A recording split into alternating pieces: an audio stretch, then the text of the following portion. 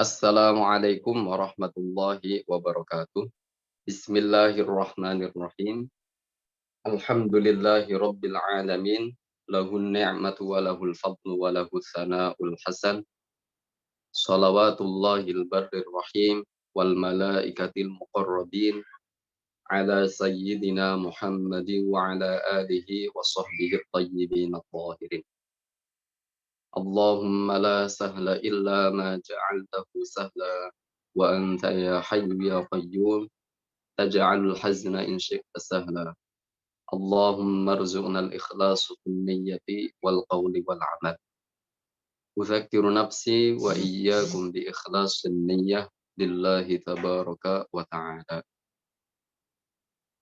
Seperti biasanya saya ingatkan kepada diri saya sendiri dan semua yang mengikuti kajian online ini agar senantiasa mengawali dengan niat ikhlas lillahi ta'ala sebab di antara syarat diterimanya amal adalah ikhlas dalam mengamalkan segala sesuatu perbuatan yang diridhai oleh Allah Subhanahu wa taala, yaitu berupa ketaatan.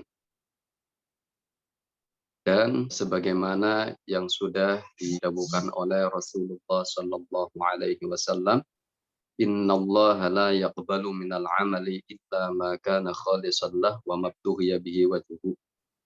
Yang maknanya sesungguhnya Allah Subhanahu wa taala tidak akan menerima perbuatan baik kecuali perbuatan baik tersebut disertai dengan niat ikhlas. Al-ikhlas definisinya adalah wahwal amalu bit ta'ati lillahi wahdah. Melakukan perbuatan ketaatan semata-mata hanya karena mencari ridho dari Allah Subhanahu wa taala. Agar kita mudah melakukan ikhlas di setiap perbuatan-perbuatan yang baik, tanamkan kepada diri kita bahwa pujian orang lain itu tidak akan menjadikan kita selamat kelak nanti di akhirat. Celaan orang lain tidak akan menjadikan bahaya bagi kita kelak nanti di akhirat. Jadi jangan terpengaruh dengan pujian orang lain dan jangan terpengaruh dengan celaan orang lain. Kita lanjutkan kajian kitab Nurut Tuja min Aqidati A'immatil Huda. Kita sudah sampai halaman 12. Bismillahirrahmanirrahim. Qala al-muallifu rahimahullah. Qala al-imamu Aliyun radhiyallahu anhu. Man za'ama anna ilahana mahmudun faqad jahilal khaliqal ma'bud. Rawahu Abu Nuaim. Imam Ali berkata semoga Allah meridainya. Yang maknanya barang siapa yang menduga, barang siapa yang berkeyakinan bahwa Tuhan kami memiliki ukuran, maka sungguh dia tidak mengenal zat pencipta yang berhak untuk disembah. Rawahu Abu Nuaim. Maqalah Sayyiduna Ali ini diriwayatkan oleh Al-Imam Abu Nuaim. Asyarhu penjelasannya. Rawa dzalika anhu al-Hafidhu Abu Nuaim fi kitabihi Hilyatil Auliya. Perkataan Sayyiduna Ali yang tadi sudah disebutkan diriwayatkan oleh Al-Hafidh Abu Nuaim dalam kitabnya yang dinamakan dengan kitab Hilyatil Auliya. Wa ma'na kalamihi radhiyallahu anhu. Makna dari ungkapannya Sayyiduna Ali, annalladzi ya'taqid aw yadda'i annallaha hajmun kabirun aw saghirun fahuwa kafirun ghairu arifin billah. Seseorang yang berkeyakinan atau mengaku bahwa Allah adalah hajam, benda yang besar ataupun benda yang kecil, maka dia adalah orang kafir. Maka dia bukan orang muslim. Ghairu arifin billah, dia tidak mengenal Allah. Kama ya'taqidu annallaha mutahayyizun fi jihatin minal jihati. Seperti halnya orang yang berkeyakinan bahwa Allah bertempat dan berarah di salah satu arah dari beberapa arah. Kajihati fauqin seperti arah atas. Li'annahu ja'alallaha mahdudan. Karena hal tersebut menjadikan Allah memiliki ukuran tertentu. Wal mahdudu yahtaju liman haddahu bihadzal haddi. Sesuatu yang berukuran itu membutuhkan kepada zat yang mentertentukan ukuran tersebut. Wal muhtaju ajizun. Dan segala sesuatu yang membutuhkan adalah lemah. Wal ajizu la yakunu ilaha. Sesuatu yang lemah tidak layak menjadi Tuhan. Fafi kalami Sayyidina Aliyin radhiyallahu anhu dalilun wadihun. Annallaha ta'ala munazzahun anil haddi bil marrah. Maka ungkapan Sayyiduna Ali, semoga Allah meridainya, itu menjadi dalil yang jelas bahwa Allah Subhanahu wa taala Maha suci dari batasan ukuran tertentu. Faman nasaba ilaihil julusa wal istiqrara wal muhadzata faqad jahilallah. Maka barang siapa yang menisbatkan kepada Allah sifat duduk, bersemayam ataupun al-muhadzah, berada di arah atas, faqad jahilallah, maka sungguh dia tidak mengenal Allah. Wa man jahilallaha ta'ala fahuwa kafirun. Dan orang yang tidak mengenal Allah Subhanahu wa taala, maka dia bukan orang muslim. Nah, dari penjelasan ini ada beberapa poin yang kita bisa ketahui. Yang pertama adalah bahwa maqala Sayyiduna Ali yang berupa man za'ama anna ilahana mahdudun faqad jahilal khaliqal ma'bud. Maqala Sayyiduna Ali ini diriwayatkan oleh seorang al-hafidh, seorang ulama yang derajatnya al-hafidh yang sudah berhak menentukan hadis itu sahih atau hasan ataupun dhaif, yaitu Abu Nuaim dalam kitab Hilyatil Auliya. Artinya yang meriwayatkan maqala Sayyiduna Ali ini adalah seorang tokoh ulama besar, tokoh ulama Ahlus Sunnah wal Jamaah, seorang yang thiqah, seorang yang dapat dipercaya, penukilannya, periwayatannya. Maka apa yang telah diriwayatkan oleh Abu Nuaim dalam kitab Hilyatil Auliya menunjukkan kebenaran bahwa Sayyiduna Ali itu menyampaikan demikian. Dan maksud dari yang disampaikan atau yang dijelaskan oleh Sayyiduna Ali adalah bahwa orang yang berkeyakinan bahwa Allah Subhanahu wa taala adalah benda yang besar atau berkeyakinan bahwa Allah adalah benda yang kecil, maka orang tersebut tidak mengenal Allah taala. Maka orang tersebut tidak mengenal Allah taala, dan orang yang tidak mengenal Allah taala adalah bukan orang muslim. Meskipun dia melaksanakan sholat 5 waktu dengan rajin, meskipun setiap tahunnya dia haji dan umroh, meskipun setiap tahunnya dia melaksanakan zakat semisal, jika berkeyakinan bahwa Allah memiliki batasan ukuran tertentu, seperti halnya berkeyakinan Allah adalah benda yang sangat besar, atau berkeyakinan bahwa Allah benda yang sangat kecil, maka orang tersebut laisa musliman, maka orang tersebut bukan orang muslim. Seperti halnya orang yang berkeyakinan Allah berada di salah satu arah, semisal meyakini Allah berada di arah atas, atau berkeyakinan Allah berada di arah kanan, atau berada di arah kiri, atau berada di arah depan, ya.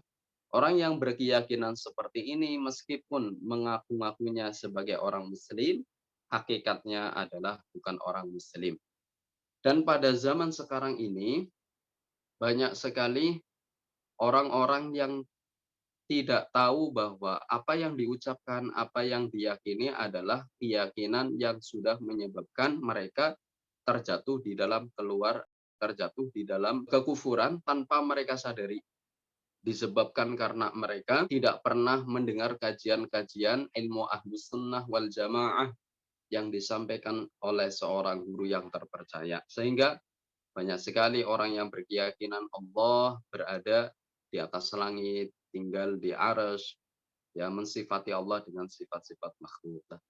Nah, di sini jelas sekali dan tegas sekali bahwa Sayyiduna Ali itu menghukumi kafir kepada seseorang yang mensifati Allah dengan sifat makhluk. Kenapa? Karena pada maqalah Sayyiduna Ali disampaikan, man za'ama anna ilahana mahdudun. Orang yang berkeyakinan, orang yang menduga, menganggap bahwa Allah Subhanahu wa taala memiliki ukuran tertentu. Ya, Sayyiduna Ali menghukumi faqad jahilal khaliqal ma'bud. Maka sungguh dia tidak mengenal zat pencipta yang berhak untuk disembah. Nah, maksud dari perkataan Sayyiduna Ali ini adalah orang yang mensifati Allah dengan sifat-sifat makhluk. Karena sesuatu yang memiliki ukuran, ya, sesuatu yang memiliki ukuran pasti makhluk. Sesuatu yang memiliki ukuran pasti makhluk, baik ukurannya besar ataupun ukurannya kecil. Sebab segala sesuatu yang memiliki ukuran tertentu, baik kecil ataupun besar, berarti dia membutuhkan kepada zat yang mentertentukan ukuran tersebut. Dan itu menunjukkan, ya, menunjukkan sesuatu tersebut, yakni yang memiliki ukuran al-muhtaj, sesuatu yang membutuhkan kepada yang lain. Dan sesuatu yang membutuhkan kepada yang lain adalah lemah. Dan yang lemah itu tidak layak menjadi Tuhan. Dan makhluk itu semuanya lemah, ajiz, karena membutuhkan kepada Allah Subhanahu wa taala. Makhluk membutuhkan tempat, membutuhkan pertolongan, membutuhkan segalanya. Ya, seorang makhluk hidup harus ada tulang, harus ada daging. Sifat butuh kepada yang lain itu adalah sifat yang bertentangan dengan sifat ketuhanan. Al-ihtiyajiyah tunafi al-uluhiyah. Jadi al-ihtiyajiyah yakni sifat butuh, tunafi al-uluhiyah, berlawanan dengan sifat ketuhanan. Nah, makanya orang yang berkeyakinan Allah bertempat tinggal di langit, Allah berada di atas arsy, ya, atau bersemayam di atas arsy, maka orang tersebut telah mensifati Allah dengan sifat-sifat makhluk. Dan orang yang telah mensifati Allah dengan sifat-sifat makhluk, orang tersebut tidak mengenal Allah Ta'ala. Dan orang yang tidak mengenal Allah Ta'ala, laisa musliman. Orang tersebut bukanlah orang muslim, meskipun setiap hari mengucapkan 2 kalimat syahadat, meskipun setiap harinya melaksanakan sholat 5 waktu dengan rajin berjamaah semisal. Lalu bagaimana dengan perkataan sebagian orang mengatakan bahwa la nukaffiru ahlal qiblati bidzambin. Ya.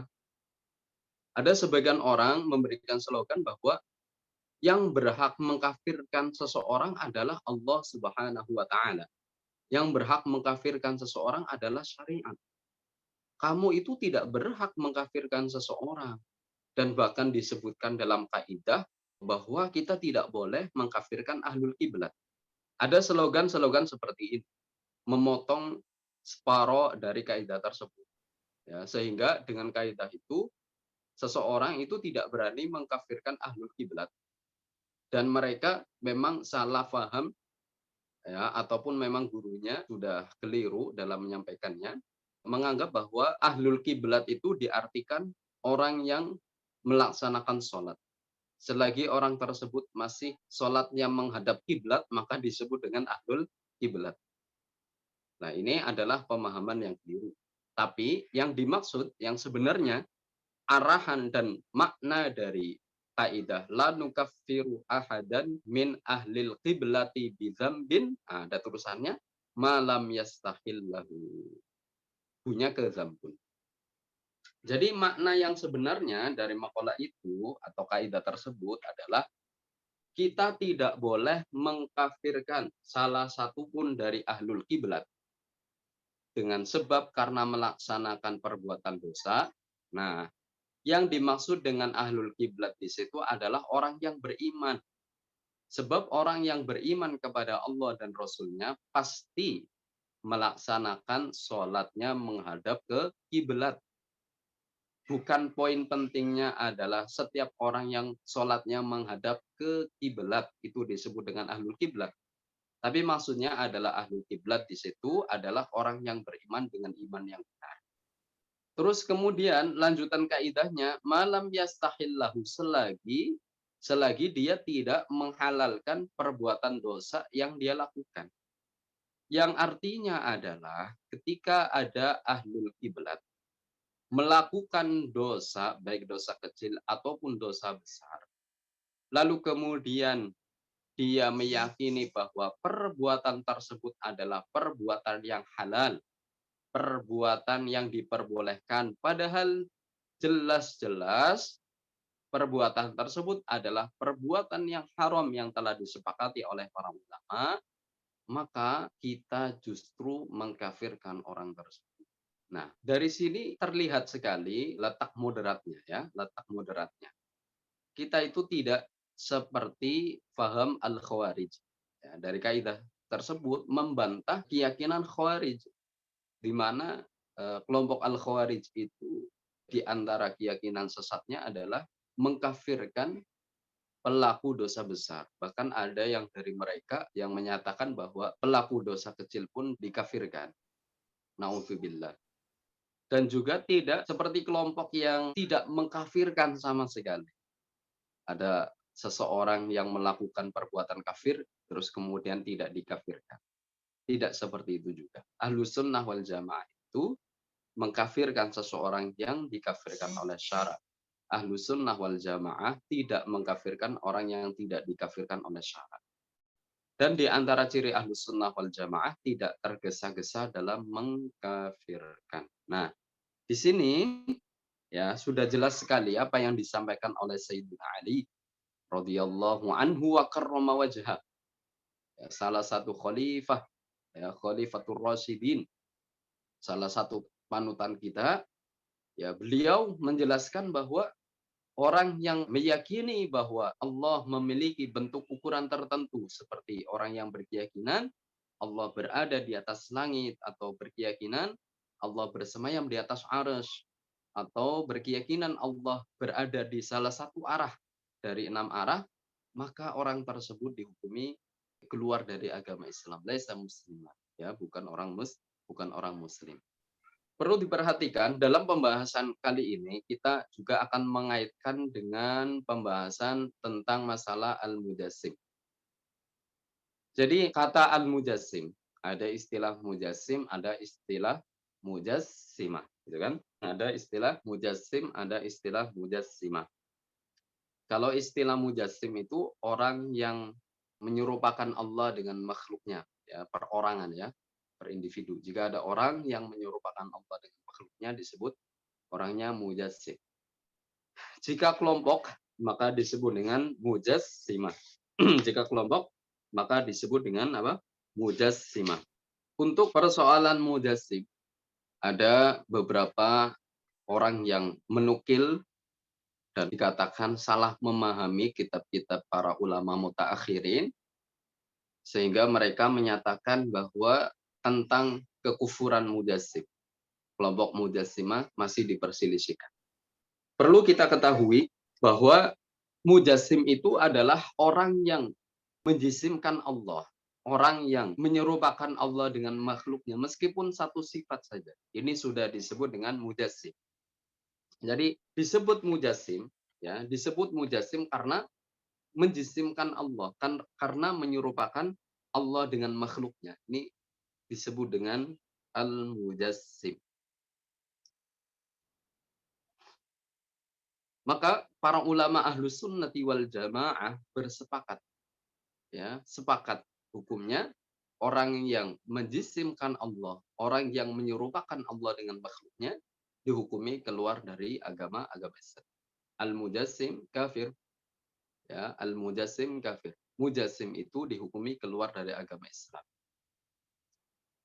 Sebagaimana yang ditegaskan oleh Imam Asy-Syafi'i, ya, beliau mengatakan al-mujassimu kafirun.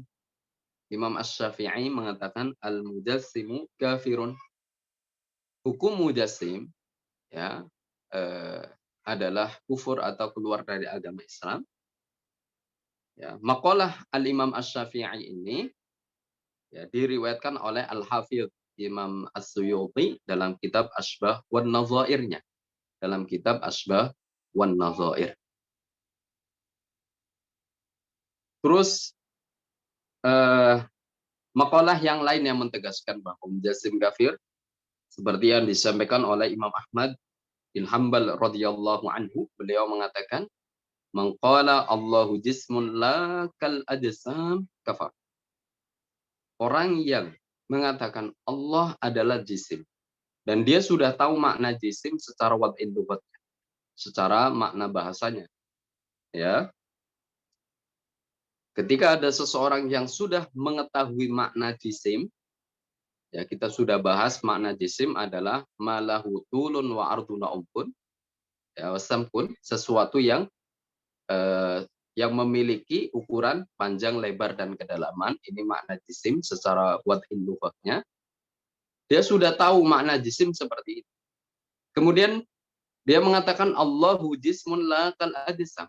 Allah itu adalah jisim namun tidak seperti jisim-jisim yang lainnya. Kafar, maka orang tersebut keluar dari agama Islam. Karena perkataan tersebut ya menunjukkan bahwa orang itu telah menyerupakan Allah dengan makhluknya. Dikuatkan lagi oleh Imam An-Nawawi dalam kitab Al-Majmu'-nya, ya, halaman juz 4 halaman 253 tentang fi kitabis shalah babu sifatil a'immah. Beliau itu menjelaskan waqad atlaqa an-Nawawiyyu fil majmu' takfirul mujassimah. Imam An-Nawawi ya, kalau marhalah beliau, tingkatan beliau itu seorang mujtahidu tarjih, ulama Syafi'iyah yang kelasnya tarjih, yaitu ulama yang berhak menentukan pendapat yang kuat dan pendapat yang lemah. Imam An-Nawawi dalam kitab Al-Majmu'-nya, beliau itu mengkafirkan al-mujassimah, mengkafirkan kelompok yang merupakan Allah dengan makhluknya. Sebagaimana imam beliau yaitu Imam Asy-Syafi'i mengkafirkan al-mujassim. Lalu kemudian juga ditegaskan oleh Ibnu Hajar Al-Haytami dalam kitab Al-Minhajul Qawim Syarhil Muqaddimah Al-Hadramiyah. Beliau menjelaskan wa'lam annal Qarafiya. Qarafi itu dari ulama Maliki. Wa ghairahu hakau anis Syafi'i wa Malikin wa Abi Hanifata wa Ahmad al-qaula bi kufril qailina bil jihati wat tajsim wa hum haqiquna bidzalika. Wa qala Ibnu Hajar Al-Haytami, Ibnu Hajar Al-Haytami berkata fil Minhajil Qawim Syarhil Muqaddimah Al-Hadramiyah, dalam kitabnya yang bernama Al-Minhaj Al-Qawim Syarah Muqaddimah Al-Hadramiyah, wa'lam, ya ketahuilah, annal Qarafiya wa ghairuhu, sesungguhnya Imam Al-Qarafi min mazhab Malik ini, wa ghairuhu, dan selainnya, hakau anis Syafi'i, menukil pendapatnya Imam Asy-Syafi'i, wa Malikin, Imam Malik, wa Abi Hanifah, Imam Abi Hanifah, wa Ahmad, dan Imam Ahmad, al-qaula bi kufril qailina, pendapat tentang kekufurannya orang yang berkeyakinan bil jihati wat tajsim, ya, orang yang berkeyakinan bahwa Allah berada di arah, bahwa Allah itu disifati dengan sifat makhluk. Wa hum haqiquna bidzalik ay ala shawab, dan inilah pendapat yang benar. Jadi jelas sekali dari pendapatnya Imam Asy-Syafi'i, dari pendapatnya Imam Ahmad bin Hambal, terus kemudian apa yang disampaikan, yang disebutkan, diterangkan oleh Ibnu Hajar Al-Haytami dalam kitab Al-Minhajul Qawim Syarah Muqaddimah Al-Hadramiyah, yang menunjukkan bahwa sepakat para seluruh ulama ahlu sunnah wal jamaah dari generasi salaf maupun generasi khalaf, semuanya bersepakat bahwa hukum al-mujassim, orang yang menyerupakan Allah dengan makhluknya, atau kelompok al-mujassimah, kelompok yang menyerupakan Allah dengan makhluknya dihukumi keluar dari agama Islam. Lalu kemudian ditegaskan lagi dalam kitab Najbul Muhtadi wa Rajmul Mu'tadi yang dikarang oleh ulama Ahlus Sunnah wal Jamaah yang bernama Ibnul Muallim Al-Quraisy dari Sayyiduna Ali radhiyallahu anhu qala, bahwa Sayyiduna Ali beliau berkata, sayarji'u qaumun min hadhil ummah inda tirabis sa'ati kuffar, bahwa akan kembali kaum dari umat ini ketika mendekati hari kiamat kuffar dalam keadaan kafir. Qala rajulun ya Amirul Mukminin kufruhum bimadza? Ada seorang laki-laki bertanya, wahai pemimpin orang mukmin, kekufuran mereka dengan bil ihdafi ambil ingkar? Apakah dengan sebab mereka melakukan perbuatan-perbuatan yang baru atau dengan sebab karena mengingkari? Faqala bal bil ingkar. Kemudian Sayyiduna Ali menjawab, kekufuran mereka disebabkan karena mengingkari. Yungkiruna khaliqahum, mereka mengingkari Tuhannya. Fayasifunahu bil jismi wal a'dha, mereka mensifati Allah dengan sifat jisim dengan wal a'dha, sifat-sifat a'dha, anggota tubuh.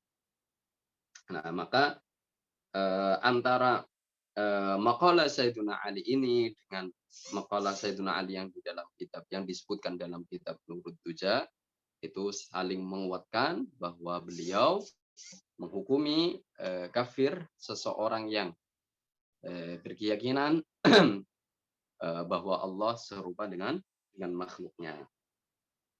Nah, terus bagaimana dengan tanggapan pendapat-pendapat ulama ya yang disebutkan seperti di dalam kitab I'anatul Talibin ya. Terus kemudian yang di dalam kitab Kifayatul Akhyar. Jadi di dalam kitab I'anatul Talibin terus 2 babul jamaah itu kan disebutkan hukumnya makruh. Ya, hukumnya makruh melaksanakan sholat jamaah di belakang orang yang fasik dan al-mubtadi'. Kemudian di anahnya Abu Bakar Ad-Dibyati itu menjelaskan al-mubtadi' di sini atau pelaku bid'ah yang bid'ahnya tidak sampai kafir. Ya, beliau menghukumi makruh sholat di belakang orang al-mubtadi' jika mubtadi' atau kebid'ahannya, kesesatannya tidak sampai kafir. Tapi kalau bid'ahnya itu sudah sampai kafir, maka jelas tidak sah dan tidak boleh. Terus beliau menjelaskan, menyebutkan di antara bid'ah yang sampai kafir seperti orang yang mengingkari adanya hari pembangkitan, orang yang mengingkari adanya al-hasyr, dari dikumpulkannya seluruh makhluk di padang mahsyar, orang yang mengingkari hari pembangkitan bersama dengan jasad. Nah, ini dihukumi bid'ah yang sampai kafir. Terus kemudian adapun kata dalam kitab tersebut, ya, adapun orang yang mengatakan Allahu jismun gitu. Katanya qaul mu'tamad, ya, qaul mu'tamad menyatakan tidak kafir. Terus kemudian ada beberapa kitab yang lain ya menyatakan bahwa kekufurannya Mujassimah itu masih diperselisihkan. Ada yang mengatakan kafir, ada yang mengatakan tidak. Bagaimana menanggapi hal tersebut?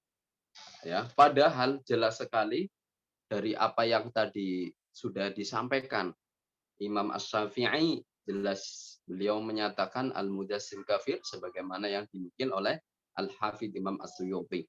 Terus kemudian Ibnu Hajar Al-Haytami ya menyebutkan dalam kitab Al-Minhajul Qawim bahwa ijma' ulama ya seluruh mazhabul arba'ah sepakat bahwasannya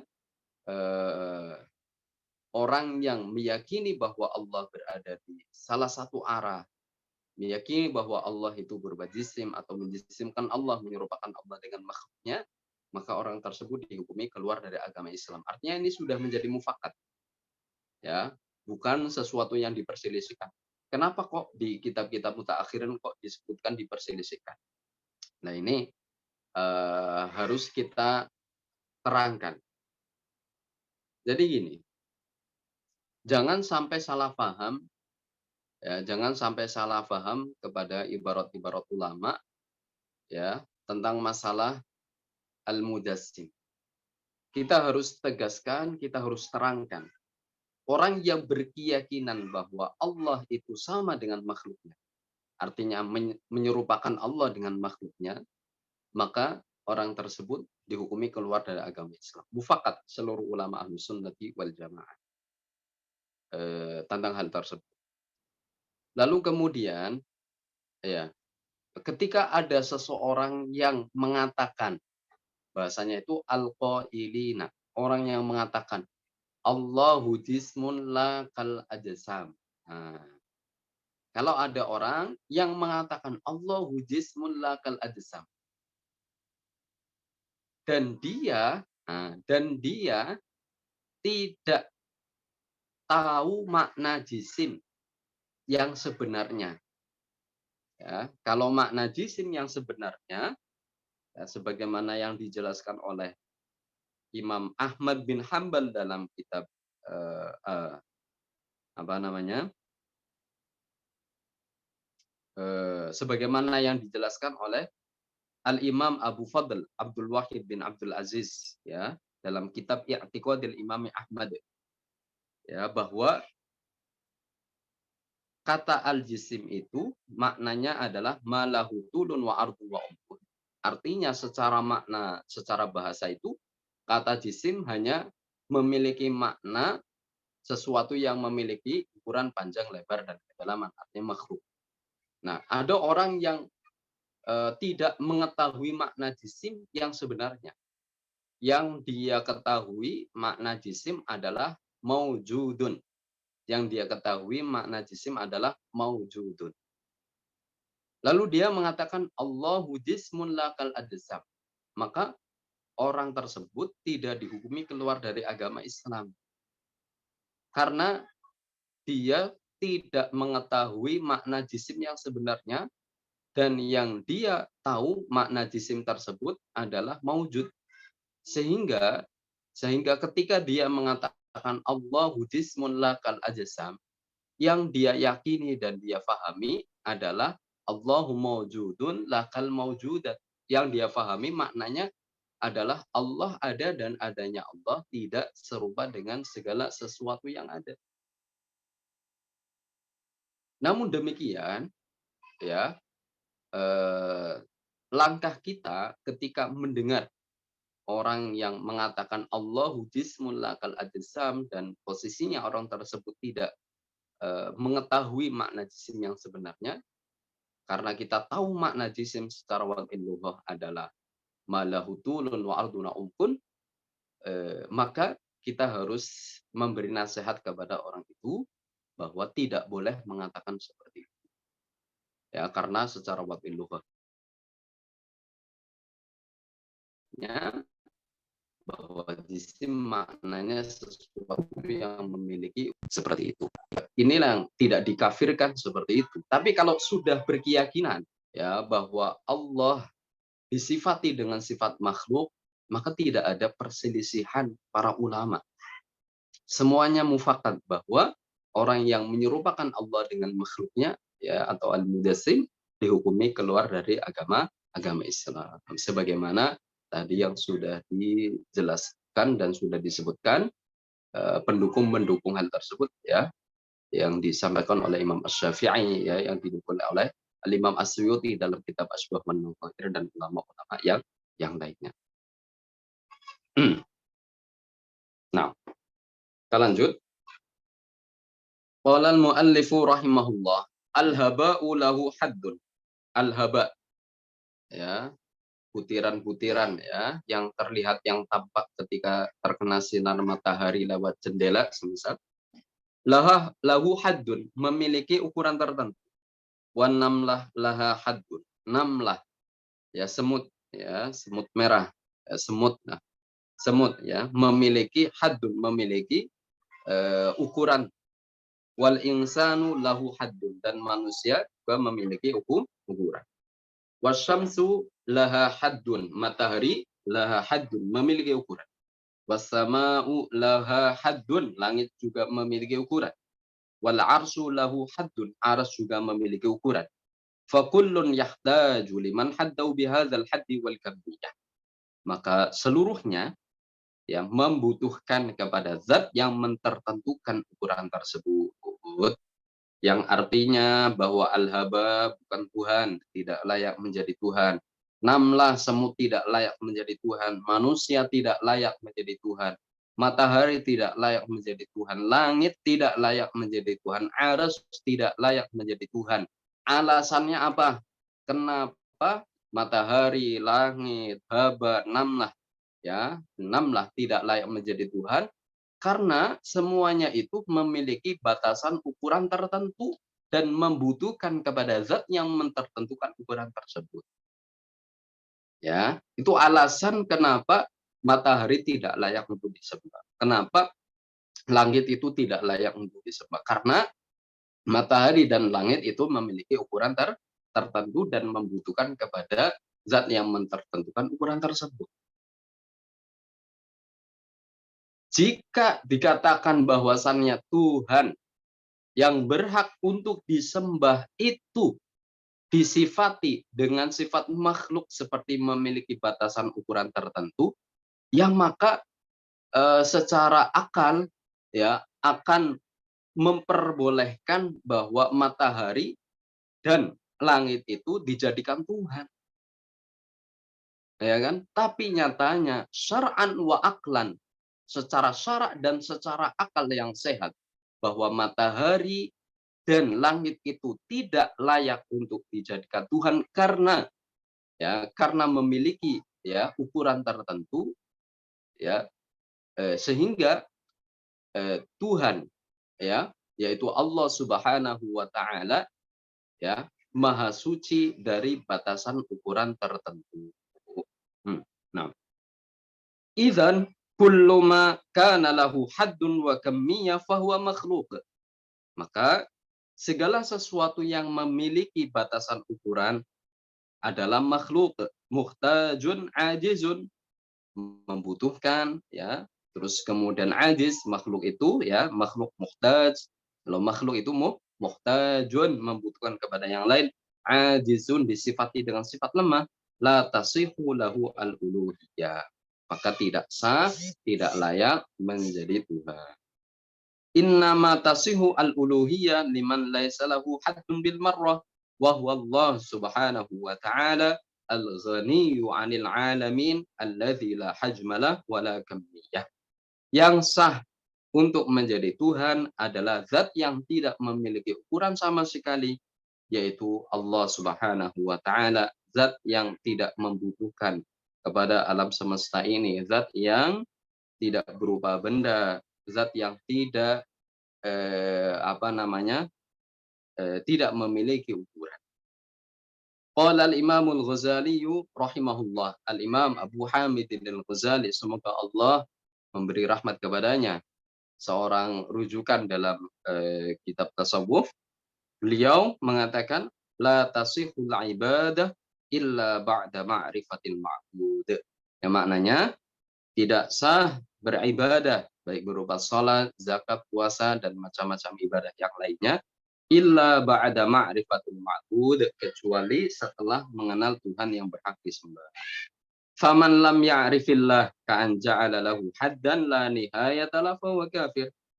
Maka seseorang yang tidak mengenal Allah Ta'ala, ya seperti halnya contohnya orang yang menjadikan Allah memiliki ukuran yang tidak ada batasnya semisal, maka orang tersebut bukanlah orang muslim. Wala tasihu ibadatuhu min salatin wa siyamin wa zakatin wa hajjin wa nahwi dzalika. Ya, karena bukan orang muslim, ya ibadah-ibadahnya tidak sah, baik ibadah berupa salat, ibadah berupa puasa, zakat, haji dan macam-macam ibadah yang lainnya. Nah, jadi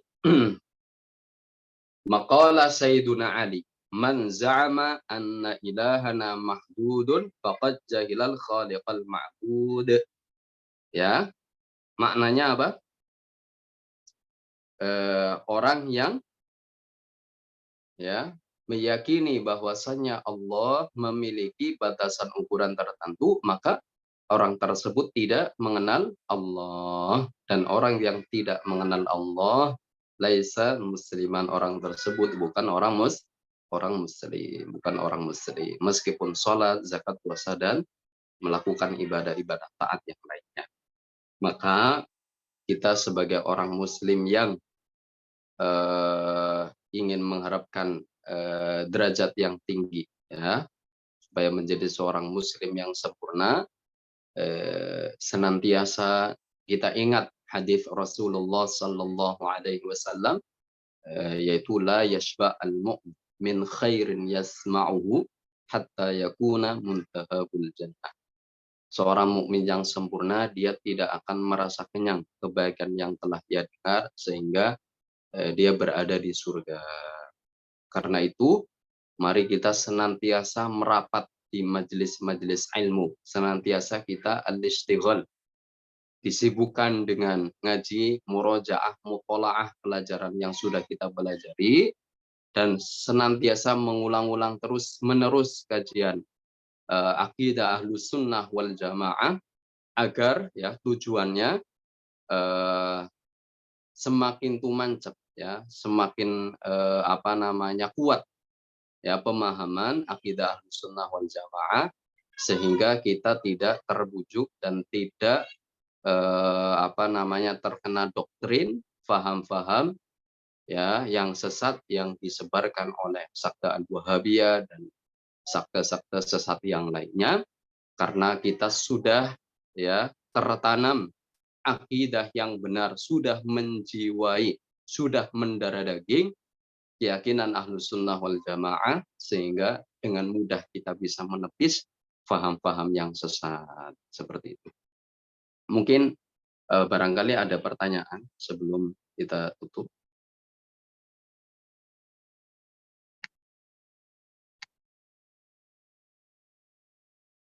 Kalau yang belum punya kitabnya, nanti minta sama admin, ya, yang belum punya kitabnya nanti minta sama admin, nanti saya kasih PDF-nya.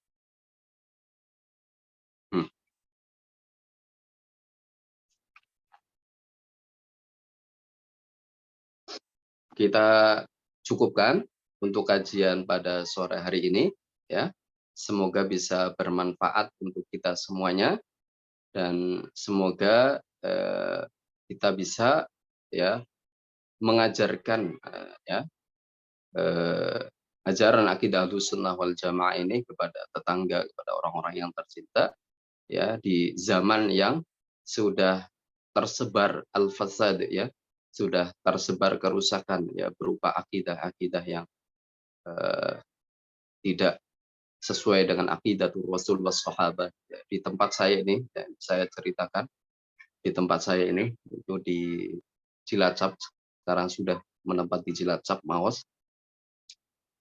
Saya dihempit oleh satu HTI, sudah punya markas besar, terus kemudian Wahabi. Jadi cobaannya besar karena langsung melawan, ya, melawan orang-orang yang berlawanan dengan akidah kita, dan sedangkan mereka itu sudah sudah punya markas besar, bahkan punya pondok pesantren. Ini kan kita sebagai pejuang akidah Ahlussunnah wal Jamaah melihat keadaan seperti ini kan sedih, gitu kan. Jadi seperti yang dikatakan oleh Imam Ghazali, hukumnya wajib per daerah itu ada sosok orang yang mengetahui ajaran akidah Ahlussunnah wal Jamaah dan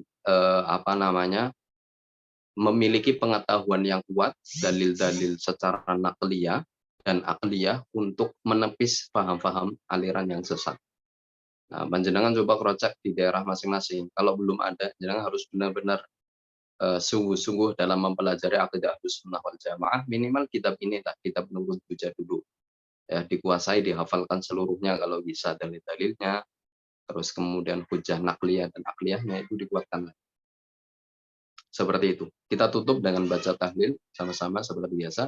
Nuhallilu wa nusalli ala la ilaha illallah. Allahumma salli ala sayyidina Muhammad wa ala alihi wa sahbihi wa sallim. Rabbighfirli walil mu'minina wal mu'minat walhamdulillahi rabbil alamin. Barakallahu fikum wa ahsana ilaikum. Nas'alullah as-salamata fid dini wal dunya wal akhirah wa husnal khitam. Wassalamu alaikum warahmatullahi wabarakatuh.